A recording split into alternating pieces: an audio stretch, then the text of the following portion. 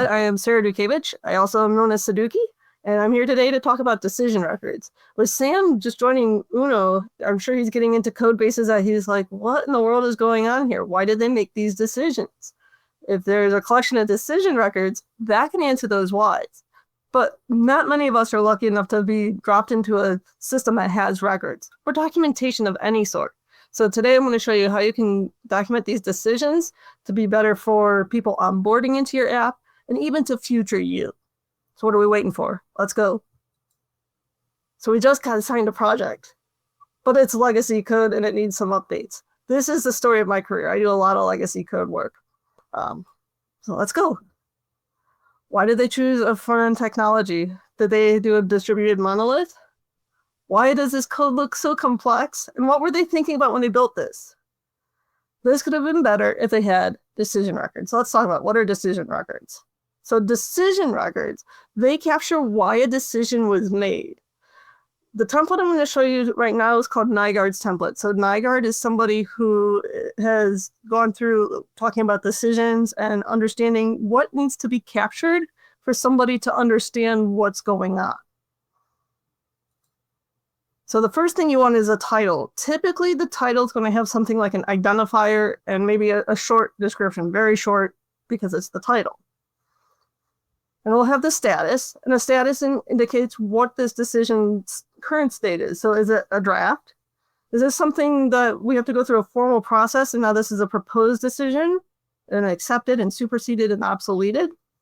The things I'm going to show today may have some formalities to it, but the formality doesn't have to be there. This is going to be a your mileage may vary situation, because some orgs are small enough that the developers and the architects and their stakeholders are all like, these are the decisions we make. Some have a more formal process with a committee that has to review all the decisions. The context, why do we need to make this decision? What prompted us to have to do this decision? The decision is, what did we decide on? And what's the justification for it? The consequences, there are always trade-offs. For every decision we make, there are trade-offs. And so we want to capture those, at least the trade-offs that we can acknowledge. And then the additional notes. So it could be things from compliance guidance. So how do we make this decision and ensure it gets carried out appropriately, to additional supporting information. Now, I want to stress that these are general recommendations. You're going to want to evolve your template for organization's needs. A decision record will look something like this. So we'll see the ADR format from the Fundamentals of Software Architecture, where there's a title, there's your status. So this is a written document. We'll talk about where and how here in a little bit. There's the decision, the consequences. Compliance is another one that they call it separately. But again, the template's going to depend on what you prefer for your company, what makes sense. So what is a decision record? It's going to capture the decision that was made, plus as much information to understand the why behind it and what triggered it as well. So who are decision records for? Well, they're anyone who's onboarding into a code base, like Sam and Uno platform, for example. We have some new folks joining our project, so they would want to look at our ADRs as well. I call them ADRs. ADR is architectural decision record, but in reality, you're going to hear me call them just decision records. I dropped the architectural for a reason, and that's because we get too wrapped up in the architectural decisions. Well, I'll explain it here in a little bit. But anyone who's onboarding, that they need decision records. Stakeholders need to understand what's going on. Decision makers, well, we're decision makers today, but we might not be in all of the decisions. And so we kind of need to know what happened, why, what was considered. And for those of you who are like, but I am a solo dev. There's nobody else here in my room. There's nobody else on my project. Maybe you're even a solopreneur, so you're a consultant. Document this stuff for future you, because the context you have today, you will not have as strong at the end of the day, and it will continue to fade over time. So that in a few months, when you have to go back and look at your code, like, why did I even make this decision? You'll have it caught in the decision record. As someone who's done solo consulting a lot in my past, I've learned to document for future me because that context is easily lost. Now, this is where it gets tricky. So which decisions should be captured? Well, some people are going to be like, why not capture all of them? Well, to what degree? It does feel like it's going to be a bit too much. So when we talk about capturing our decisions and which decisions, the thing I want to think about is a term called architectural significance. And so the architectural significance will help you to figure out what you need to include in your decision record. So you might have decisions that are about structure, or we're going to look at some details about that here shortly. Your architectural characteristics, that is your abilities, that is your things like performance and security, maintainability, reliability, availability, scalability, things like that. Dependencies. So if you have explicit dependencies you need to know about, capture that. Interfaces and construction. I'm going to stress construction when we get to the examples because and this is why I dropped the architectural part and those call them decision records, is because the architectural significance, people will argue that the construction gets into implementation detail, which isn't architectural, to which I said enough of the nuances and the semantics. You're documenting decisions that are important to understand. And construction does count. Okay, so first let's talk about structure. So when you're looking at a decision and the architectural significance of that decision, when it comes to structure, these are the decisions that impact the patterns or styles of architecture. For example, are you looking at modular monoliths or clean architecture, vertical slices? Maybe you're looking at a modular monolith and at the modules. Maybe you're looking at bounded contexts and microservices. These kind of decisions are considered structural architectural significance decisions. Later on today, you're going to see a demo from Ardelis as he talks about clean architecture in ASP.NET Core 10. So you'll have some more insight on that clean architecture part. But again, this is all structure. Now with architectural characteristics, so this is where we call them architectural characteristics or abilities. Some people call them non-functional. I don't agree with the non-functional part, and that's just because sometimes it's actually the functional matters as well. The architectural significance includes things like security, performance, maintainability, scalability, auditability, usability. They're not all abilities, so that's why I call them architectural characteristics. And I do have an example of one for security here in a little bit.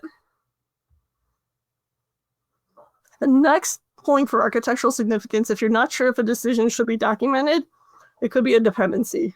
So they're coupling between components that you need to worry about. Are you dealing with database access versus an ORM? Accessing the database directly versus an ORM? Shared libraries, down to API design and sync versus async. So these are some of the things you need to think about. If you have decisions around these, document them. Interfaces. So interfaces are another part of architectural significance.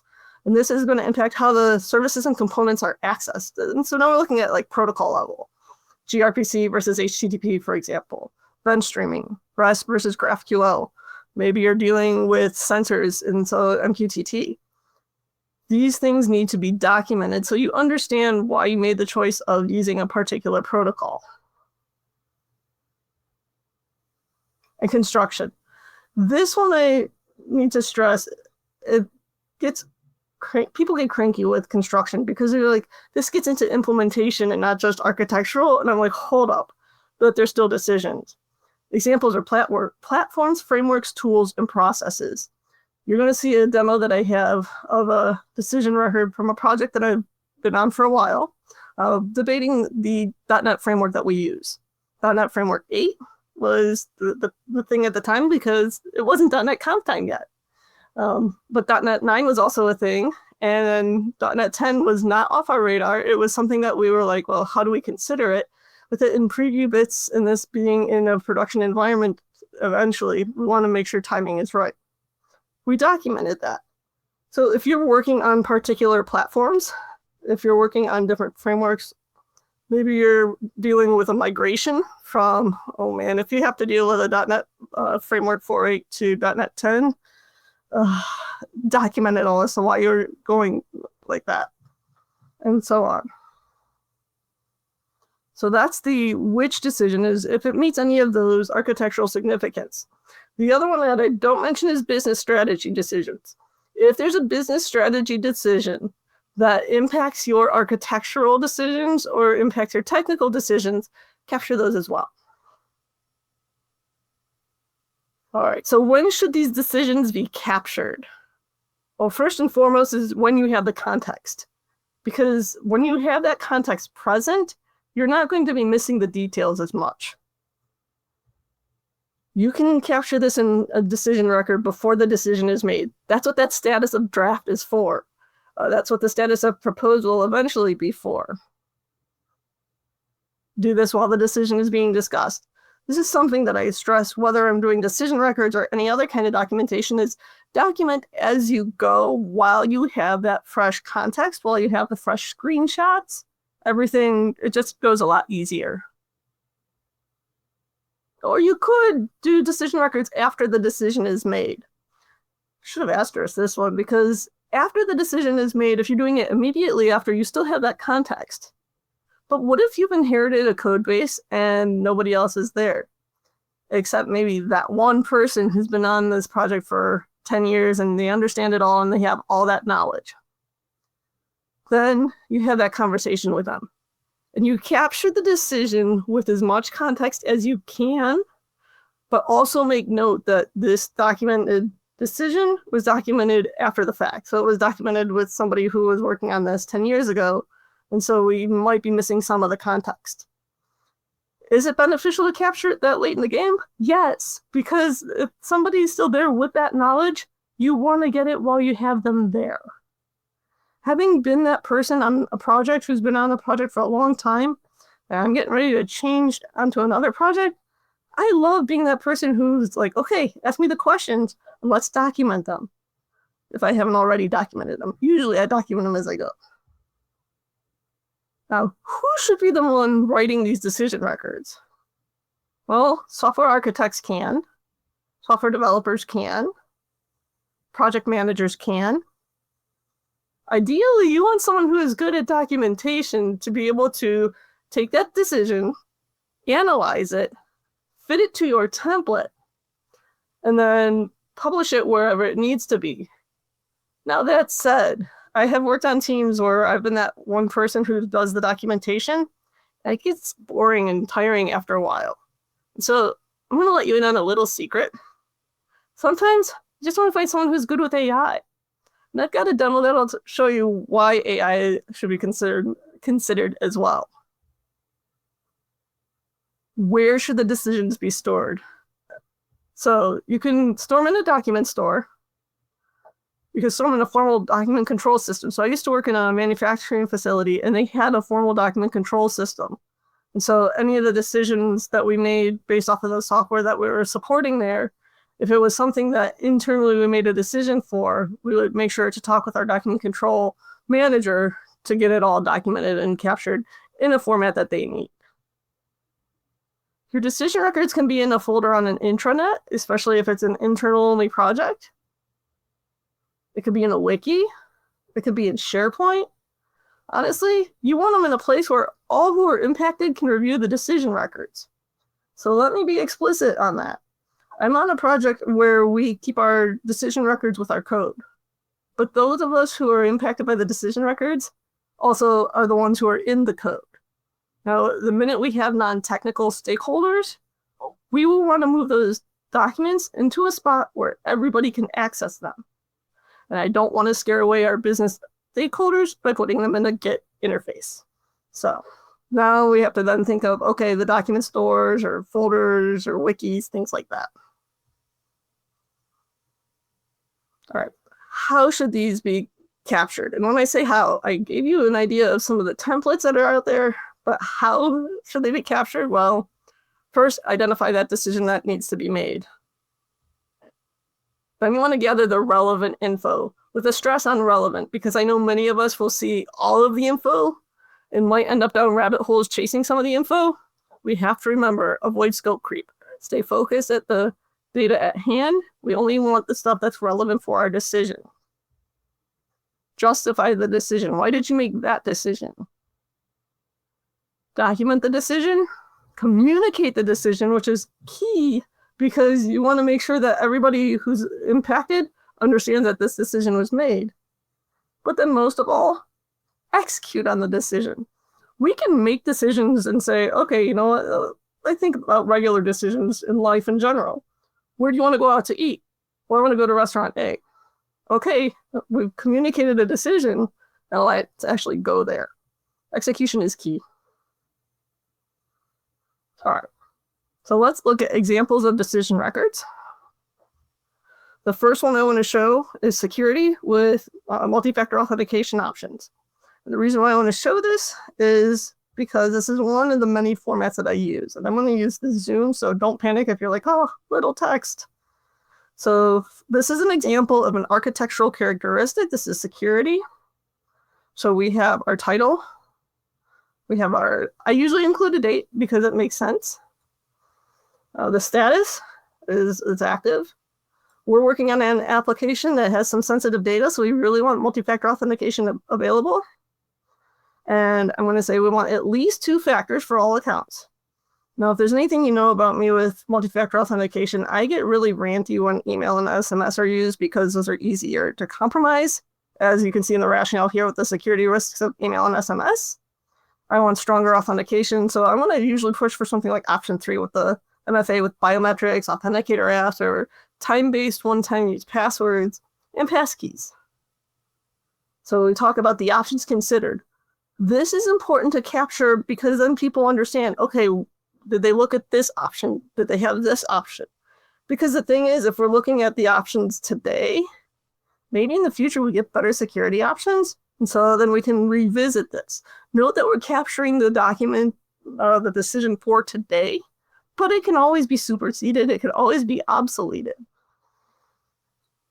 The rationale, so this is allowing whoever looks at my documents to understand this is where my train of thought was. The consequences, this is trade-offs. There's positive ones and negative ones. So understanding your trade-offs. I usually call it trade-offs rather than consequences just to be a little more clear. And then we talk about any open issues. So how do we help our users to come on board with MFA, for example? Or how do we teach them to use passkeys?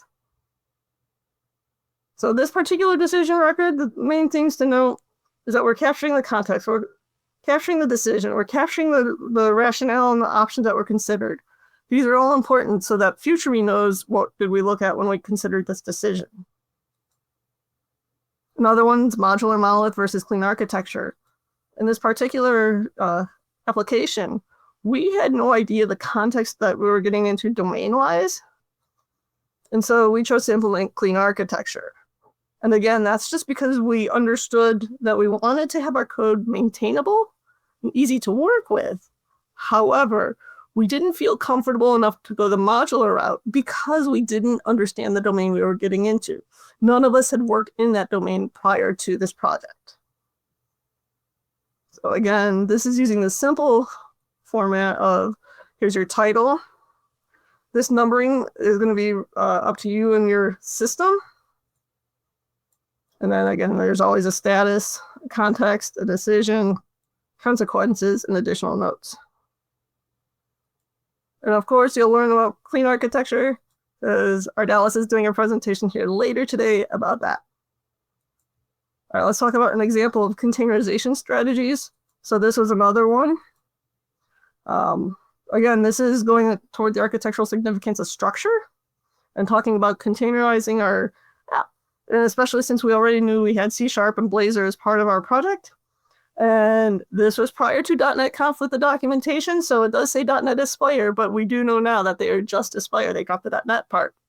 But we did start with Aspire so that we could distribute or work with distributed applications locally in our development environment.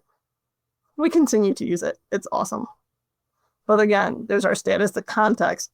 What did we think about and how did we get there? All right, this is the one I mentioned earlier about the .NET version. This one is following the same pattern 2 ago, where again, we're getting into the context. Some places go with the problem statement to kind of capture their issue in one line. And you can see here our decision. So we started at .NET 9. Now that .NET 10 is available, we can start to consider that. And if we consider that and start to update, guess what we need to do? We need to update this decision record. So what's going to happen is this decision we made back in July, we're going to have to come back here and say that it is obsoleted.